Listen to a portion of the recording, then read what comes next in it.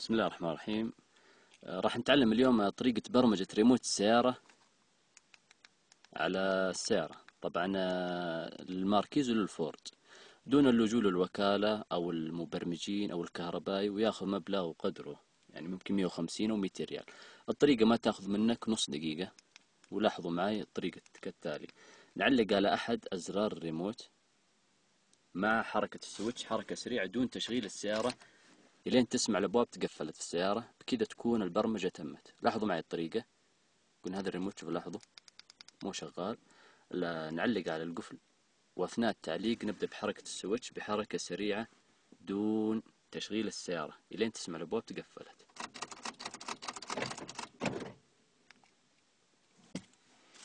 الآن البرمجة تمت.